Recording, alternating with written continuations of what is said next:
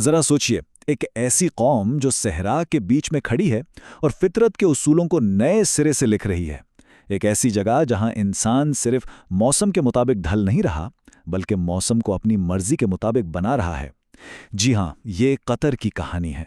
एक ऐसी जगह जहां इंजीनियरिंग के कमालात ने, आप कह सकते हैं कि नामुमकिन को मुमकिन कर दिखाया है। तो आइए इस गुत्थी को सुलझाने की कोशिश करते हैं। ये सवाल ही किसी साइंस फिक्शन फिल्म का लगता है ना?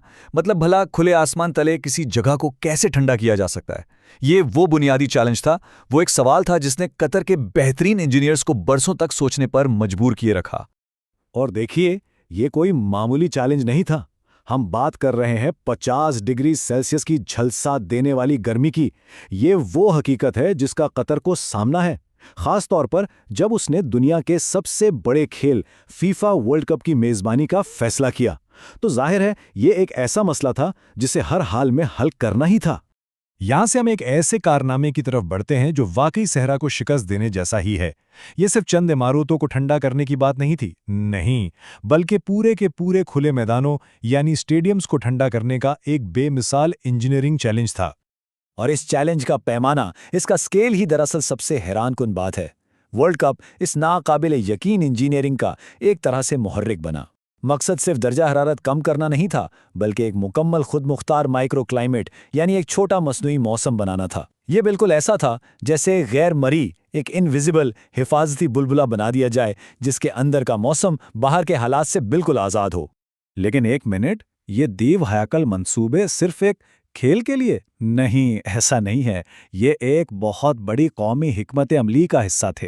ये समझने के लिए कि कतर ने इतनी बड़ी सरमायाकारी आखिर की क्यों, हमें उनके तवील मुद्दती विजन पर नजर डालनी होगी। आइए देखते हैं कि ये तमाम कड़ियां आपस में कैसे मिलती हैं। इस सब की बुनियाद कतर नेशनल विजन 2030 नामी एक मास्टर प्लान पर रखी गई है। ये मुल्क के टेक्निकी अज़ाइम की रहनुमाई करने वाला एक रोड मैप है।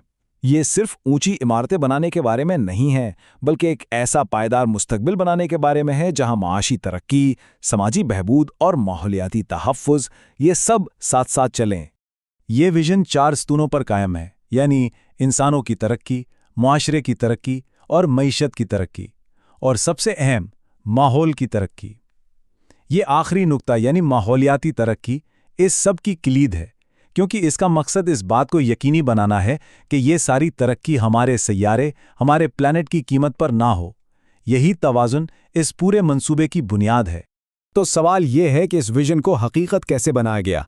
सबसे पहले सहरा की इस शदीद गर्मी पर आखिर काबू पाया कैसे गया?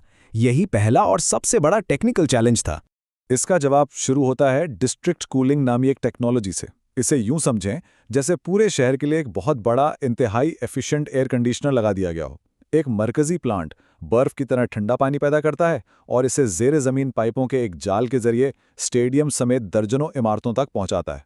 कमाल की बात यह है कि ये तरीका ना सिर्फ रिवायती एसी के मुकाबले में 40% कम तवानाई इस्तेमाल करता है, बल्कि ये कतर की पायदारी की हिकमत अमली का संग बुनियाद भी है।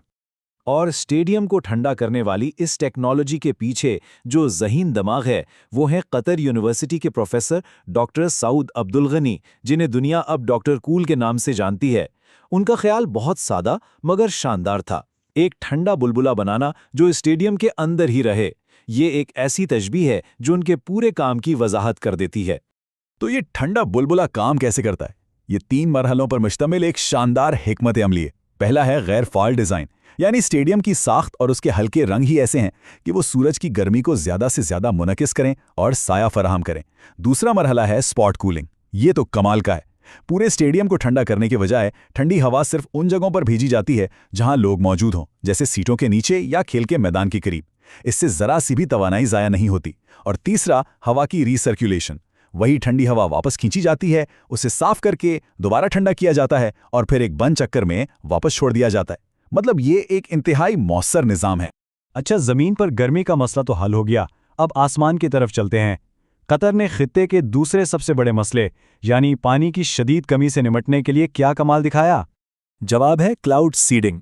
ये सुनने में शायद बहुत पेचीदा लगे, लेकिन इसके पीछे की साइंस बहुत दिलचस्प है। जहाज बादलों में नमक जैसे छोटे छोटे ज़र्रात फैला देते हैं। یہ ذرات پانی کے بخارات کو اپنی طرف کھینچ کر اکٹھا ہونے کے لیے ایک بنیاد فراہم کرتے ہیں جس سے وہ وزنی قطروں میں بدل کر بارش کی صورت میں برس جاتے ہیں۔ یہ بالکل ایسا ہے جیسے بادلوں کو بارش برسانے کے لیے ایک ہلکا سا دھکا دیا جائے۔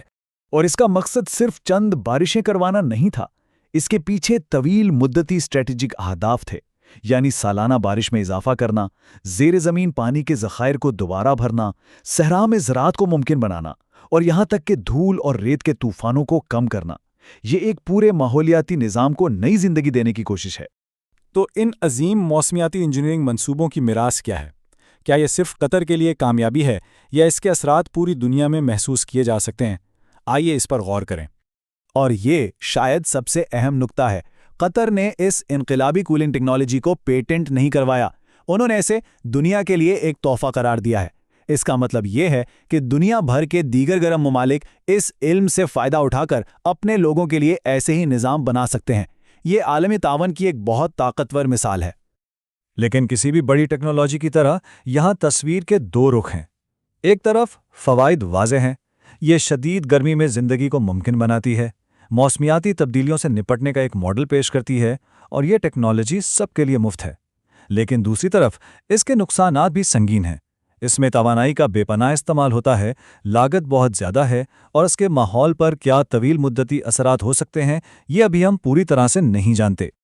اور یہی بات ہمیں اس آخری اور سب سے اہم سوال پر لا کھڑا کرتی ہے، کیا یہ موسمیاتی تبدیلیوں سے نمٹنے کا مستقبل ہے جہاں انسان اپنے ماحول کو اپنی بقا کے لیے تبدیل کرے گا، یا یہ قدرت کے نظام میں بڑے پیمانے پر مداخلت کی حدود اور اس کے ممکنہ خطرات کے بارے میں ایک سنگین انتباہ ہے؟ یہ ایک ایسا نقطہ ہے جو واقعی سوچنے پر مجبور کرتا ہے۔